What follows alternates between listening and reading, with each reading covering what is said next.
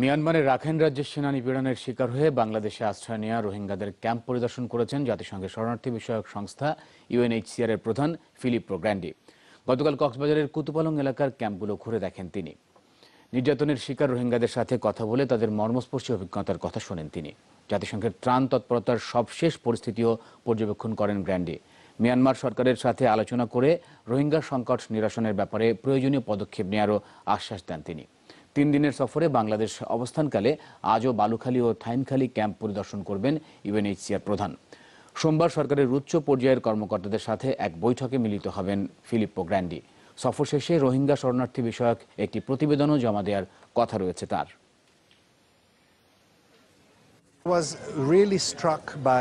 আমার সুদীর্ঘ কর্মজীবনে রোহিঙ্গাদের মতো ভয়াবহ মানবিক বিপর্যয়ের শিকার হতে কাউকে দেখিনি।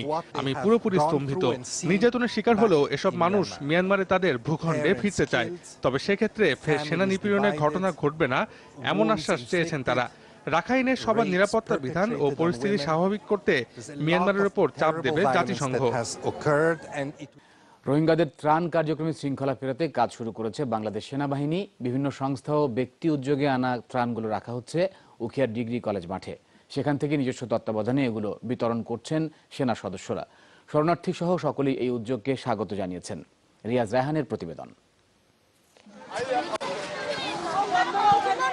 উদ্দেশ্য রোহিঙ্গাদের সাহায্য করা, কিন্তু এই মানবিক কাজটি করতে গিয়ে বাংলাদেশ মানবাধিকার কাউন্সিল উখিয়া ক্যাম্পের সামনের রাস্তায় তৈরি করেছে বিশৃঙ্খল পরিস্থিতি। প্রতিদিন এমন অনেক সংগঠন ত্রাণ দিতে আসছেন, কিন্তু তা সঠিকভাবে বিতরণ করা সম্ভব হচ্ছে না। কেউ একাধিকবার, আবার কেউ একবারও পাচ্ছেন না। ত্রাণ বিতরণে বিশৃঙ্খলা এড়িয়ে শৃঙ্খলা ফেরাতে কাজ শুরু করেছে বাংলাদেশ সেনাবাহিনী। শনিবার প্রথম দিন বিভিন্ন সংস্থা ও ব্যক্তি উদ্যোগে আনা ত্রাণ সংগ্রহ করে রাখা হয় উখিয়ার ডিগ্রি কলেজ মাঠে। এরপর সেগুলো পর্যায়ক্রমে সেনাবাহিনীর তত্ত্বাবধানেই রোহিঙ্গা শরণার্থীদের মধ্যে বিতরণ করা হবে। এই উদ্যোগের প্রশংসা করেছে ত্রাণ দিতে আসা সংস্থা ও ব্যক্তিরা। মাঝপথে আসলাম, ওনারা টাকা আইলো, তারপরে এখানে দেখি যে ক্যাম্প করছে সেনাবাহিনী, তারপরে ত্রাণগুলো ওনারা সুষ্ঠুভাবে নিচ্ছে। এখন সুস্থভাবে বিশৃঙ্খলা হবে না, বা মানুষের কেউ পাচ্ছে কেউ পাচ্ছে না, সবই পাবে, হয়তো একটু সময় লাগতে পারে। না, ওখানে যদি বুঝে নিত সবাইকে শৃঙ্খলার মাধ্যমে দিলে আমার মনে হচ্ছে খুব ভালো হবে।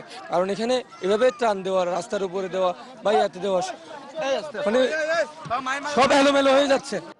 যাদের জন্য এই ব্যবস্থা, সেই রোহিঙ্গা শরণার্থীরাও বলছেন সেনাবাহিনীর তত্ত্বাবধানে ত্রাণ বিতরণ হলে বিশৃঙ্খলা বন্ধ করা সম্ভব। সেনাবাহিনী দিলে ভালো হয়েছে। তবে এখনো অনেক রোহিঙ্গা ক্যাম্পের বাইরে অবস্থান করায় তাদের ত্রাণ কার্যক্রমের আওতায় আনা যাচ্ছে না। তাদের নিবন্ধন সম্পন্ন করে নির্ধারিত শিবিরে ফিরিয়ে আনাও একটি বড় চ্যালেঞ্জ।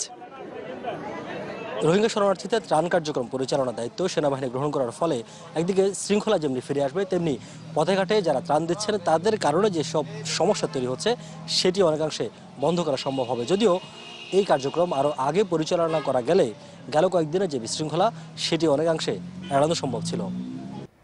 মিয়ানমারের রাখাইনে রোহিঙ্গা নির্যাতন নিয়ে নিরাপত্তা পরিষদের আলোচনায় জাতিসংঘ মহাসচিব আন্তোনিও গুতেরেসকে বক্তব্য দেওয়ার অনুরোধ করেছে পরিষদের 7 সদস্য দেশ। এর মধ্যে যুক্তরাষ্ট্র এবং যুক্তরাজ্যও রয়েছে। অন্য সদস্যরা হলো ফ্রান্স, সুইডেন, মিশর, সেনেগাল ও কাজাখস্তান। রোহিঙ্গাদের বিরুদ্ধে সেনাবাহিনীর দমন অভিযানকে জাতিগত নিধন হিসেবে বর্ণনা করেছেন জাতিসংঘ মহাসচিব। সহিংসতার মুখে বাংলাদেশে শরণার্থীর ঢল নামার পর কয়েক দফায় সহিংসতা বন্ধের আহ্বানও জানান গুতেরেস। এদিকে রোহিঙ্গা ইস্যুতে এর আগে 2 দফা রুদ্ধদ্বার বৈঠক করে নিরাপত্তা পরিষদ। গত সপ্তাহে রাখাইন পরিস্থিতি নিন্দা ও মিয়ানমারের প্রতি সহিংসতা বন্ধের আহ্বান জানিয়ে বিবৃতিও দেয় তারা।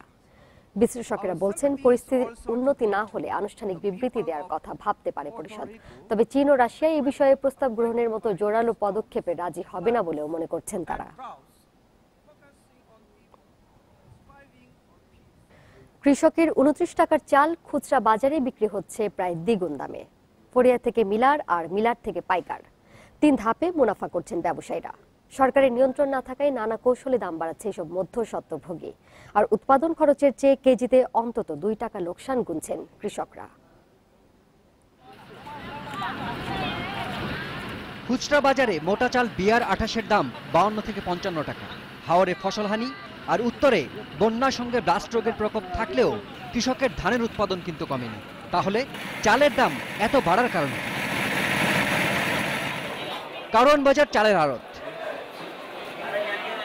BR28 বিক্রি হচ্ছে 51 টাকা কেজি। কত টাকায় কেনা হয়েছিল এই চাল? জনপ্রিয় রাইস এজেন্সির এই আড়তদার জানালেন, দিনাজপুরের ঈশান অ্যাগ্রো অ্যান্ড ফুড থেকে 49 টাকা দরে কিনে কেজিতে 2 টাকা লাভ করছেন তিনি। 2450 টাকা হলো আমাদের মিল থেকে ক্রয়, এরপরে আমাদের ট্রান্সপোর্ট খরচ আছে, আমাদের লেবার, লোডিং আনলোডিং, আমাদের ব্যাংকের যে টিটি খরচ, এগুলি ছিল। আমরা বিক্রি করছি সেটা 2500 টাকা। তাতে প্রতি বস্তায় আমাদের 20 থেকে 30 টাকা আমরা প্রফিট করি। দেশের শস্য ভাণ্ডার বলে পরিচিত দিনাজপুর জেলায় গেল বছর 1,77,000 হেক্টর জমিতে বোরোর আবাদ হয়েছিল, যা অন্যান্য বছরের তুলনায় বেশি। ফলে এবছর ধান এবং চালের মজুদ কম থাকার কথা নয়। তবে বাংলাদেশে ভারতের চাল রপ্তানির নিষেধাজ্ঞা এবং সরকারের মজুদ কমে যাবার খবরের সুযোগ নিচ্ছেন চাল ব্যবসায়ীরা। ঈশান অ্যাগ্রোর ভাউচার বলছে, জুন জুলাইয়ে জনপ্রিয় রাইস এজেন্সিকে 47 টাকা দরে চাল দিয়েছে তারা। পাশাপাশি পরিবহন সহ অন্য সব খরচও বহন করেছে মিল কর্তৃপক্ষ। এই হিসাব বলছে কেজিতে 4 টাকা বেশি মুনাফা করছে পাইকাররা। হ্যাঁ, তার ওইটা নিট লাভ, ওইটা তার কোনো কষ্ট নেই। আনলোড থেকে শুরু করে আপনার হলো টিটি খরচ পর্যন্ত সব খরচ আমাদের। মিলারদের দাবি, এক বস্তা ধানে চাল হয় 50 কেজি, আর হাটে ফড়িয়াদের কাছ থেকে তা কিনতে হয়েছে 1800 থেকে 2000 টাকায়। আর সে ধান থেকে 1 কেজি চাল তৈরিতে খরচ হয়েছে প্রায় 6 টাকা। 3 টাকা লাভে সে চাল পাইকারদের কাছে বিক্রি হয় 47 টাকায়। এদিকে কৃষকেরা বলছেন, সরকার সরাসরি ধান না কেনায় মৌসুমে ফড়িয়ারাই তাদের একমাত্র ভরসা। এতে বাজারে চালের দাম ওঠানামায় তাদের কোনো লাভ ক্ষতি নেই। কত পার্সেন্ট শুকনা ধান কিনবে, কোথায় কিনবে, কৃষকরা তো জানে না যে এলএসডি কোথায় বা সিএসডি কোথায়। কৃষক তো এই জিনিসটা জানে না, কৃষক বাজার জানে আর কি, যে বাজার পর্যন্ত আমি যাইতে পারবো। তো সেই কারণে কৃষক সরকারের কাছে কোনোদিন ধান দিতে পারে না আজ পর্যন্ত আর। এটা যারা মিলাররা বা যারা ধানের ব্যবসা করে, এরাই ধান কিনে তারা হয়তো সরকারকে দেয়, সেটা হলো সরকারের ব্যাপার। গত মৌসুমে 7.5 বিঘা জমিতে BR28 চাষ করেন বংশীপুরের রিয়াজউদ্দিন। হাটে দাম পেয়েছেন বস্তায় 1500 টাকা। কৃষকের সেই ধানে চালের দাম দাঁড়ায় 29 টাকা কেজি। ফড়িয়া, মিলার ও পাইকার হয়ে ভোক্তা পর্যায়ে আসতে এই সঙ্গে যোগ হয় আরও অন্তত 26 টাকা। কৃষকরা বলছেন, মধ্যস্বত্বভোগীর কৌশল মোকাবেলা না করতে পারলে সরকার চালের বাজার নিয়ন্ত্রণে কখনোই সফল হবে না। ভারত থেকে আমদানি ও মজুদ বিরোধী অভিযানে সরবরাহ বাড়ায় চালের দাম কমে আসছে হিলি ও বেনাপোলে। পাইকারি বাজারে কেজিতে কমেছে 6 থেকে 7 টাকা। আর দেশের অন্যান্য জেলায়ও বাজারে আসছে চাল। খুচরা বাজারে প্রায় সব রকম চালের দাম কমেছে কেজিতে 2 থেকে 3 টাকা। হিলি স্থলবন্দর দিয়ে ভারত থেকে আমদানি ও সরবরাহ বাড়ায় দিনাজপুরের পাইকারি বাজারে চালের দাম কমেছে কেজিতে 6 থেকে 7 টাকা। কদিন আগেও আমদানি করা চালের দাম ছিল 48,000 টাকা মেট্রিক টন, সেটি এখন কমে হচ্ছে 42,000 টাকা। বাজার নিয়ন্ত্রণে চালকলে অভিযান ও আমদানি বাড়ায় সরবরাহ বেড়েছে বেনাপোলের বাজারে। মোটা চালের দাম কেজিতে কমেছে 7 টাকা। হিলি স্থলবন্দরে চালান আমদানি স্বাভাবিক, প্রতিদিন গড়ে 80 থেকে 90টা চালের গাড়ি ঢুকছে। এক সপ্তাহ আগে যে চাল ছিল 48 টাকা, সে চাল এখন 41 টাকা। কেজিতে প্রায় 7 টাকা কম বেশি হয়ে গেছে। চাল প্রচুর আছে হিলিতে, সব গোডাউনেই আছে। নওগাঁয় মজুদ বন্ধে টাস্কফোর্সের অভিযান ও ওএমএস এর চাল বিক্রি শুরু হয়। পাইকারি বাজারে বস্তা প্রতি দাম কমেছে 300 টাকা।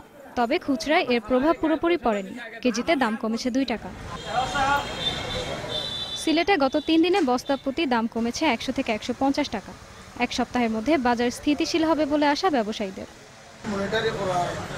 এক সপ্তাহ ধরে মনে করেন পার বস্তা কেজি 3 টাকা নিচে। নাটোরেও কমেছে চালের দাম, কেজিতে কমেছে 2 থেকে 3 টাকা। চাল, ডাল, পেঁয়াজ, রসুন সহ 17টি পণ্যে পাটের ব্যাগ বাধ্যতামূলক করা হলেও তেমন সাড়া দিচ্ছে না ব্যবহারকারীরা। অপর্যাপ্ত সরবরাহের দোহাই দিয়ে সরকারের আদেশ মানছে না অনেক ব্যবসায়ী। পেঁয়াজ ও রসুন, আদা, ডাল সহ 11টি পণ্যে পাটের ব্যাগের ব্যবহার বাধ্যতামূলক করে 2010 সালে আইন করে সরকার। 2015 সালে 17 ডিসেম্বরে ধান, চাল, গম, ভুট্টা, সার ও চিনি সংরক্ষণ ও পরিবহনে এই ব্যাগ বাধ্যতামূলক করে বস্ত্র ও পাট মন্ত্রণালয়। পণ্যের ওজন 20 কেজির বেশি হলে প্রযোজ্য হবে এই নিয়ম। কিন্তু এখনও এসব পণ্যের বেশিরভাগই রাখা হয় প্লাস্টিকের ব্যাগে। বাজারেও সহজলভ্য এই ব্যাগ। সরকারের উচিত এই যে যেমন প্লাস্টিকের ব্যাগগুলো যেমন আছে, পাশাপাশি যদি পাটের ব্যাগগুলো তারা অ্যাভেলেবেল করার ব্যবস্থা রাখতো, তাহলে এটা আমরা অবশ্যই নিতাম। মার্কেটে পাই না, এটা পাই, এটার জন্য এটা নিয়ে আসি। আমরা যদি মার্কেটে ফাটের ব্যাগ পাইতাম তো আমরা ফাটের ব্যাগে বিক্রি করতাম। অপর্যাপ্ত সরবরাহের সাথে ব্যবহারের সুবিধার দোহাই দিচ্ছেন ব্যবসায়ীরা। আর এই বস্তা তো মালটা দেখা যাইতেছে না, এই বস্তাতে আমাদের মালটা দেখা যাইতেছে, আমাদের সুবিধা হইতেছে বিক্রি করার জন্য, তাই আমরা এই বস্তা বিক্রি করি। এটা আমরা জানি যে শুনছি এটা আর কি নিষিদ্ধ আর কি, কিন্তু এখন এটা ইম্পোর্টাররা বলতে পারবে তাদের কি কেমনে আনে। দেশে বছরে পাটের ব্যাগের চাহিদা 80 কোটি পিস, কিন্তু উৎপাদন হচ্ছে মাত্র 20 কোটি পিস। তাই পাটের ব্যাগের সাথে পাট থেকে পলি ব্যাগ উৎপাদনের কথা ভাবছে বিজেএমসি।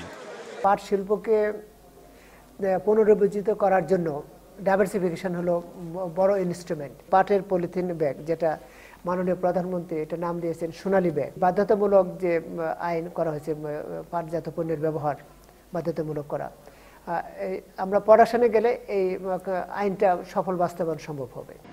সম্প্রতি শুধু চাল আমদানির জন্য 20 ডিসেম্বর পর্যন্ত প্লাস্টিকের বস্তা ব্যবহারের অনুমতি দিয়েছে সরকার।